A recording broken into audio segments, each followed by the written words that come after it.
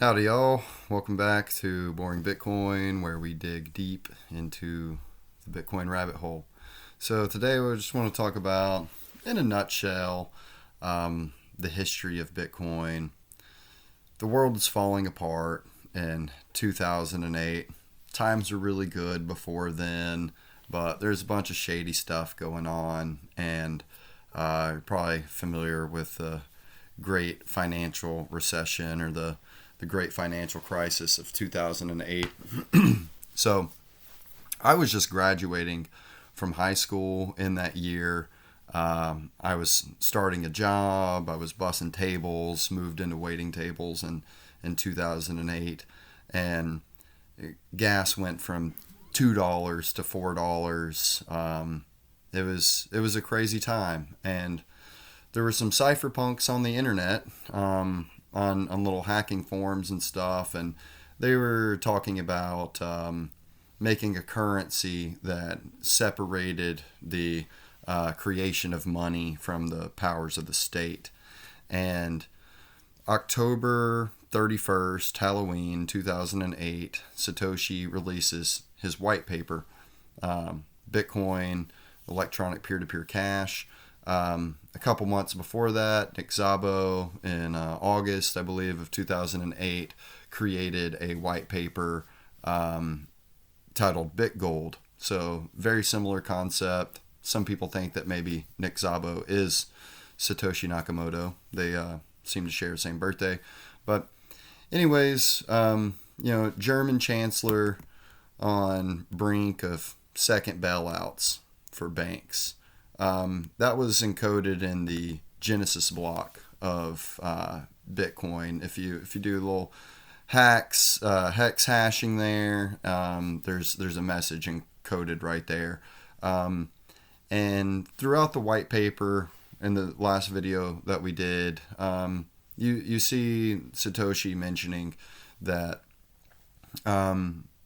let's try and create a cash or a money that doesn't have these intermediaries, these banking people. There's chargebacks, and then there's debasement of the currency done through printing of the currency. There's all these levers of mechanism of control, interest rates, and subsidies. So it's 2008. Satoshi writes the white paper. We go through to January 3rd, 2009. The Bitcoin Core software is released. We have the Genesis block, 50 Bitcoins. And a week later, Satoshi sends 10 Bitcoin to Hal Finney. And Hal Finney gets these Bitcoin, and he writes on Twitter, the first mention of Bitcoin ever is running Bitcoin, January 9th, 2009. So primarily at this point, that's the only transaction that's happened, and some people get their interest up on it. People read the white paper. They're all very techie people doing this. There's no UI to it. It's pretty ugly. It's hard to use, and there's no use case at all.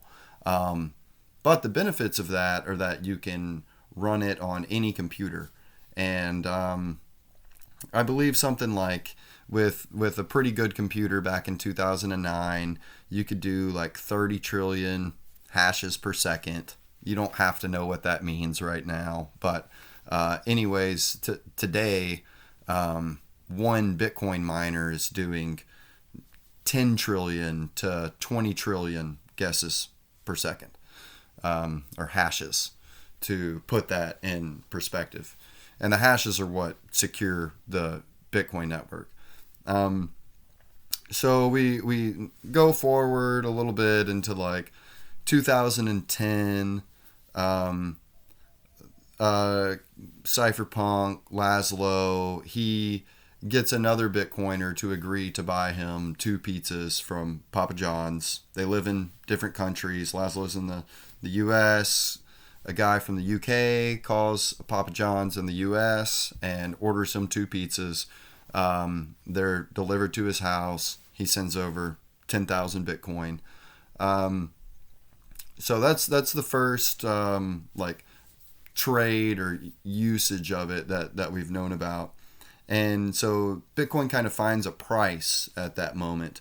And time goes on, and it's not far after that that Mt. Gox is created. And Mt. Gox started off as a Magic the Gathering online exchange, and it Jed McCaleb, the owner of it, he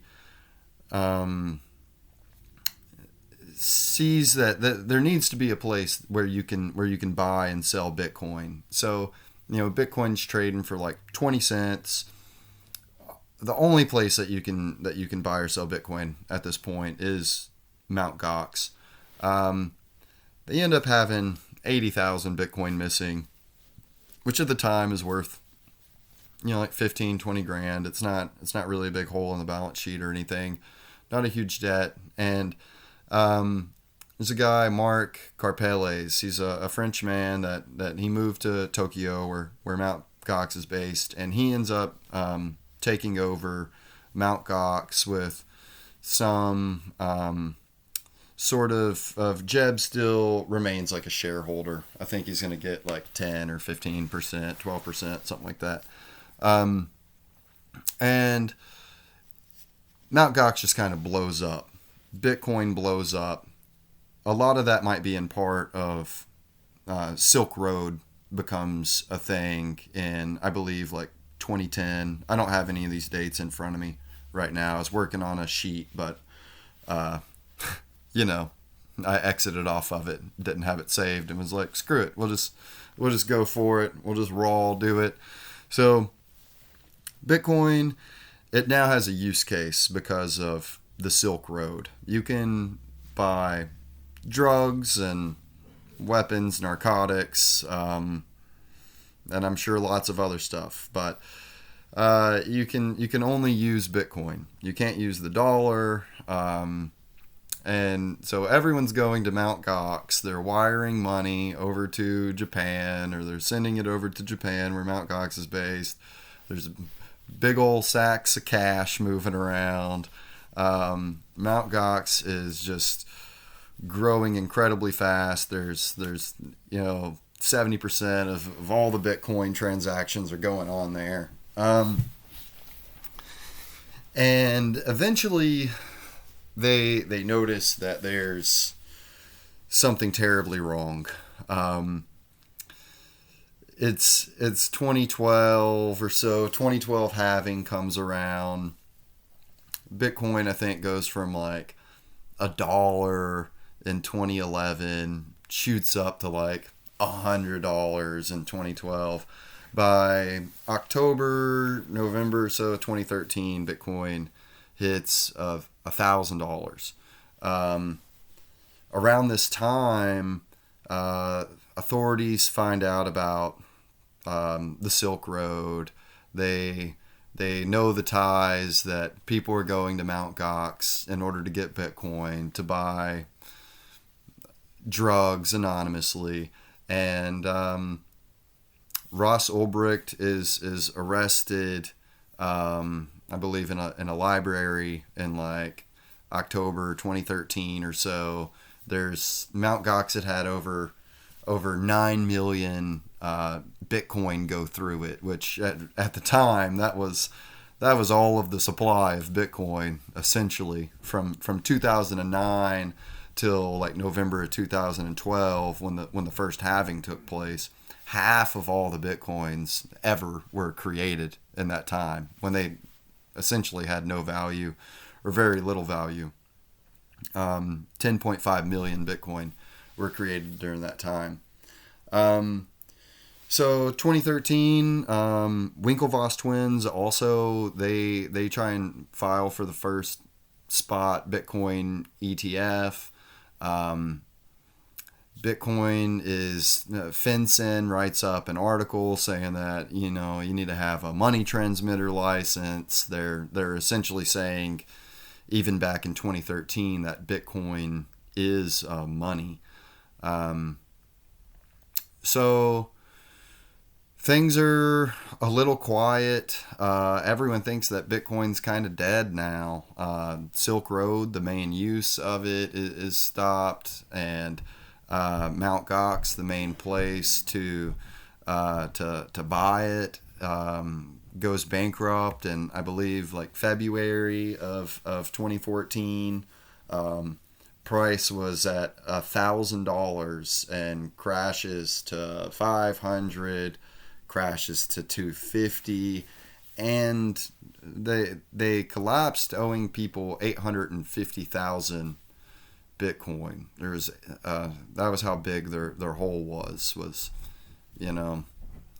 5% of all the Bitcoin just gone, and they didn't know what was happening, but it seems like it was being siphoned off. Someone had access to the private keys. Some Bitcoin's being siphoned off slowly through Mt. Gox from these like two Russian hackers or something like that. They're funneling them and laundering them through an exchange in Russia called BTC-E. And it looks like a lot of other coins that are being hacked, or they're all getting siphoned into this exchange. So time trudges forward. We keep on going. Doesn't seem like a whole lot's happening in the 2015 period. Seems like things are slowing down quite a bit. And we hit a time where there's more resurgence. There's more excitement. We have like in 2015 or so, we have a bunch of VC capitalists. I think this is where like Coinbase and 21 Inc. Andreessen Horowitz, or like A16Z, and all these venture capitalists, they're starting to pour money into the space. There's some like ASICs coming out that are these boxes that all they do is SHA-256 hashing. We also have the start of the block size wars begin to happen in 2015 as well. Those last from 2015 to 2017, and essentially there was a debate. They call them the big blockers versus the small blockers, and the big blockers were like, hey, we're kind of getting stress tested on the volume of transactions that are happening. Transaction fees are going up, blocks are getting full or kind of full. What are we going to do about this? Satoshi had mentioned that we can raise the block size at some point, possibly. It should be fairly easy to do. Well, it wasn't easy to do. There's huge debates. It definitely divided the community. I was not aware of any of this at the time. I could have cared less.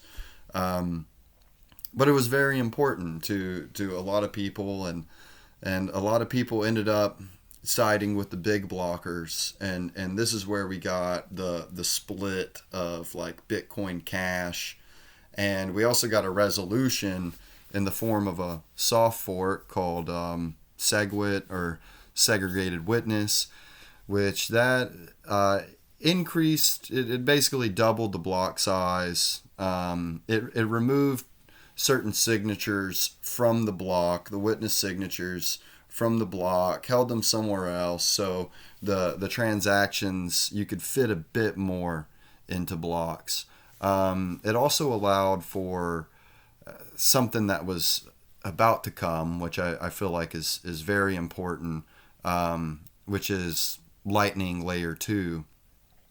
So Lightning comes in around, I believe, 2017, early 2017, somewhere, because of SegWit and the advancements, and that allows for off-chain transactions to occur. You lock up Bitcoin with a UTXO, unspent transaction output. You lock that onto the blockchain, and it funds a channel on the Lightning Network.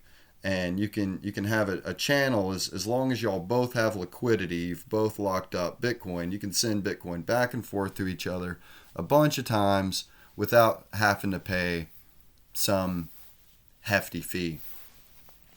Another important thing that's happening in this time is the Bitcoin futures launch.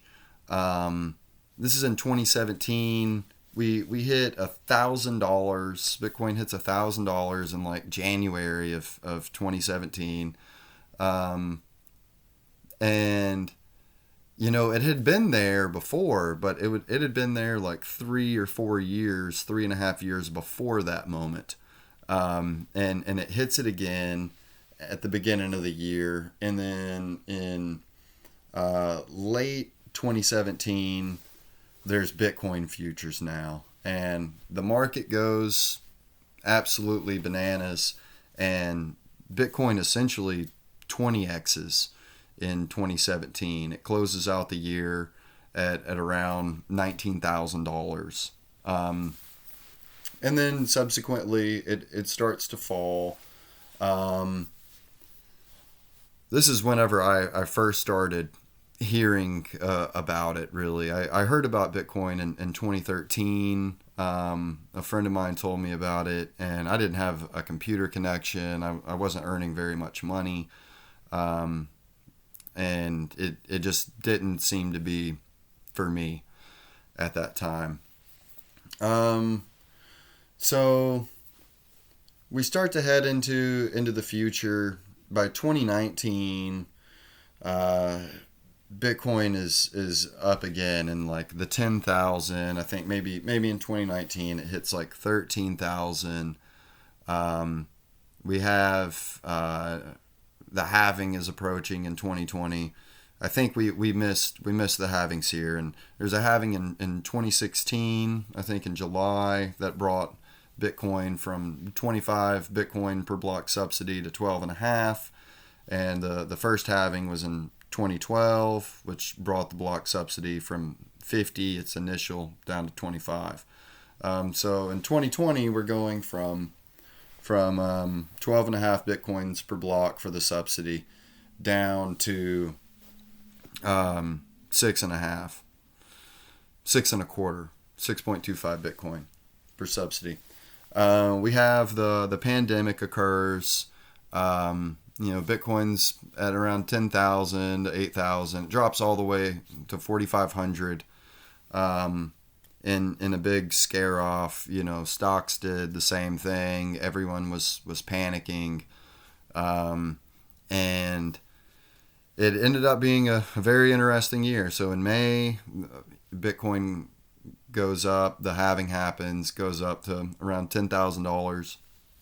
And then something kind of wild happens. MicroStrategy, Michael Saylor, MicroStrategy, this like 30-year-old tech company, decides to issue some debt and buy $250 million of Bitcoin.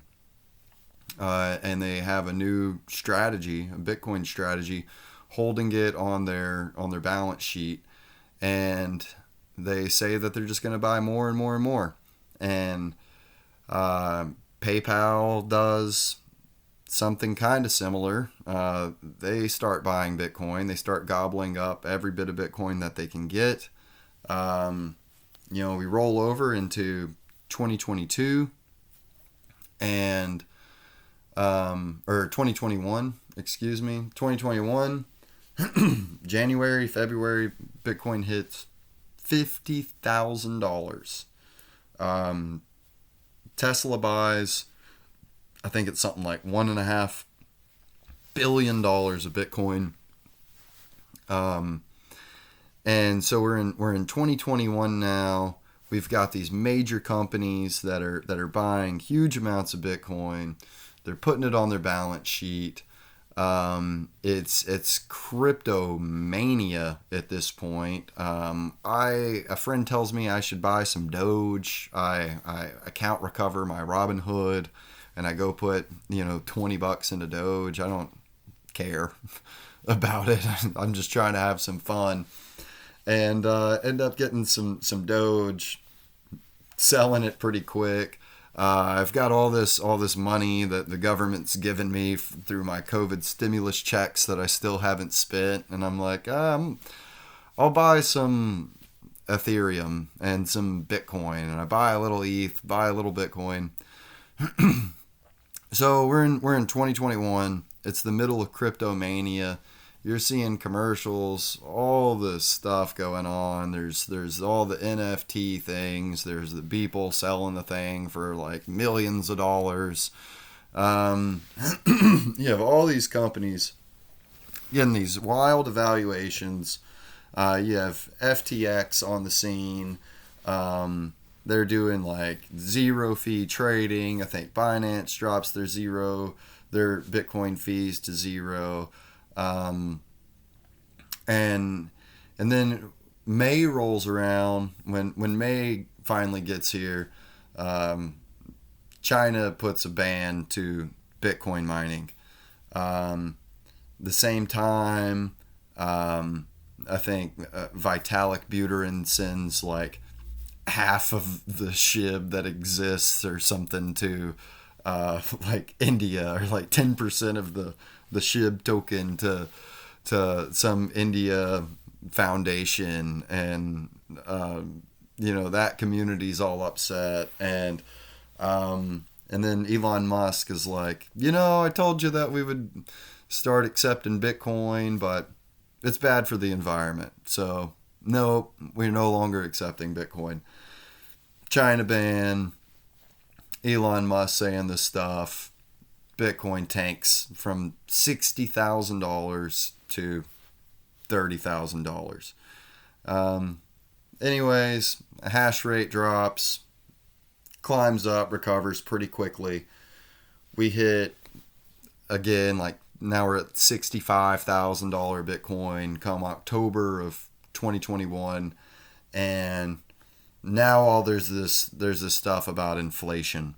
All this money got printed. I believe something like 40% of the M2 money supply was printed between, the beginning of the pandemic and throughout 2021.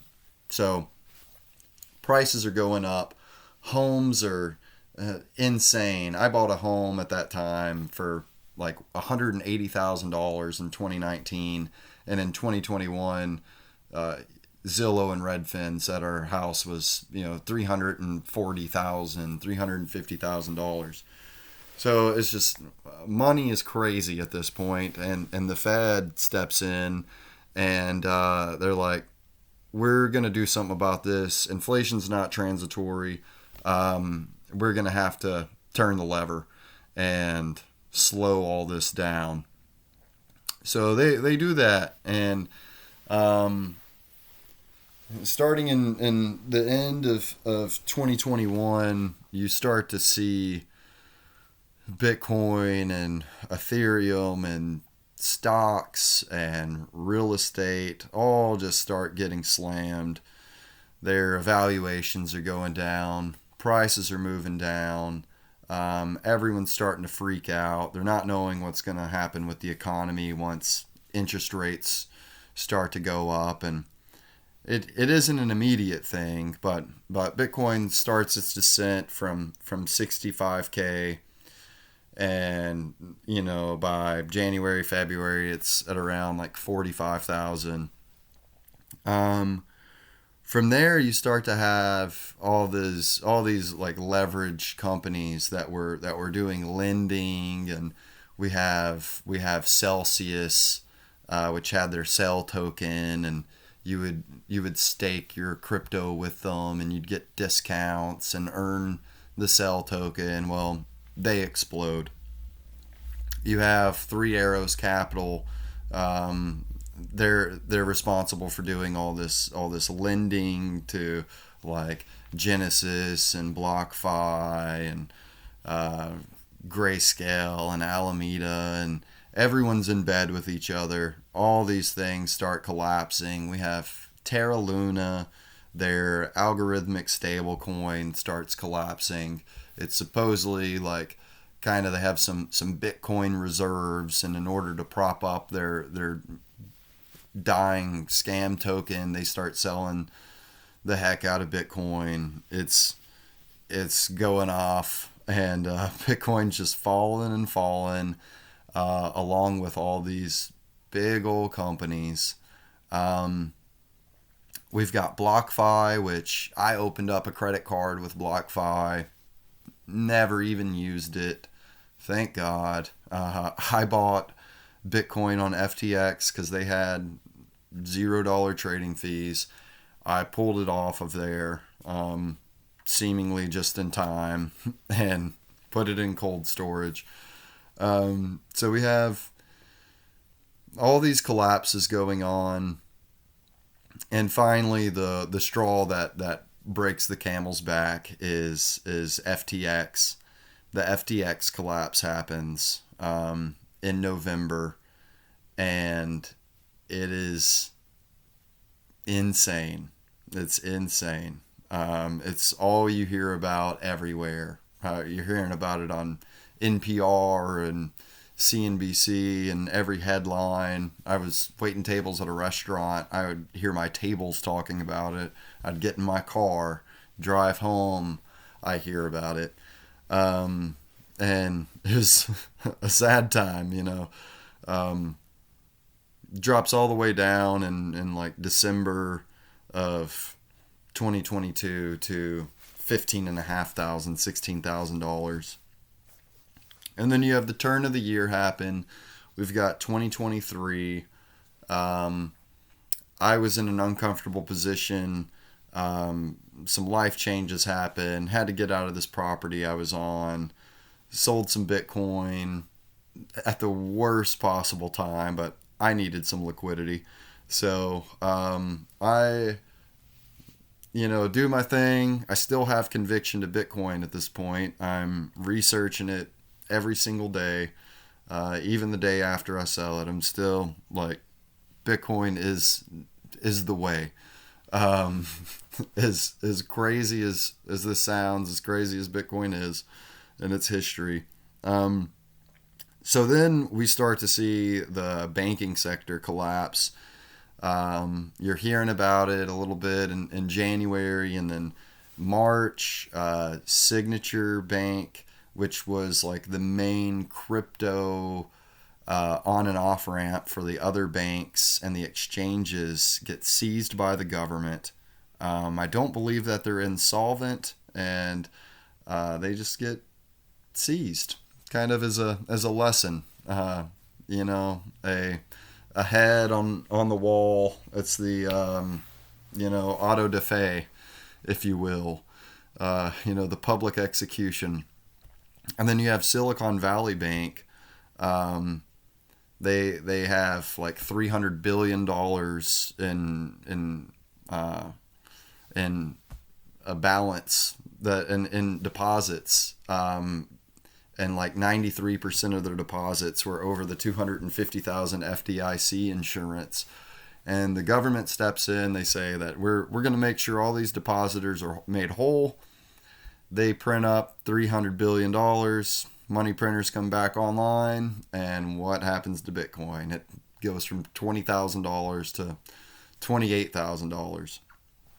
There's some bet online. There's Balaji makes this $1 million Bitcoin bet in the next 90 days. That doesn't happen. We go around to the summertime, August, July. BlackRock files for a spot Bitcoin ETF. And they are, the ESG narrative company, biggest asset manager in the world. All these other firms file suit. They start, applying for ETFs as well. A court rules with in favor of Grayscale in the case of the SEC. saying that the SEC can't really deny these ETFs, and Kathy Woods, ARC 21 Shares, has an ETF for the SEC basically has to either approve or deny it come January 10th of 2024. We see Bitcoin go from 30,000 to 45,000 in December of 2024. And then we're basically here today where the ETFs have just passed, and I believe is one of the most successful ETFs to ever be launched. Grayscale they have a huge fee. Their fee was 2% of a maintenance fee, and then once they launched as an ETF, it dropped down to 1.5%, where everyone else is sitting at about 0.25%. So their fee is 6-7 times higher than their competition, but they're the biggest holders of Bitcoin. They have 600. They started with 600,000. 100,000 Bitcoin have since bled out of Grayscale, and then we have another 100,000 Bitcoin have been bought by these other ETFs. So that's basically, in a nutshell, that's the history of Bitcoin. It's been pretty speculative, volatile. We see that in the beginning, it's kind of like there's a lot of hope here for what it can be in a separation from state and money.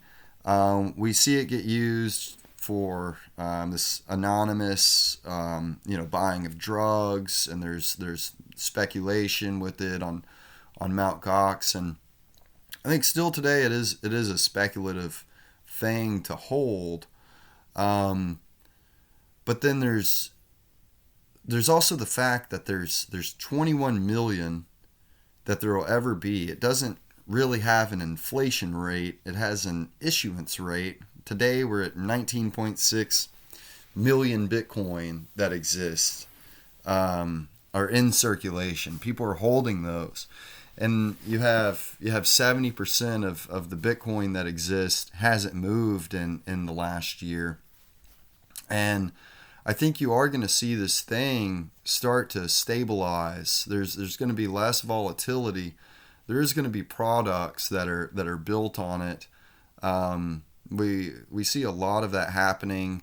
I think this is going to be a big year for Bitcoin. I don't really care about price, but it's 15 years old now, and soon it'll be 20 years, and before we know it, it'll be 30 years old.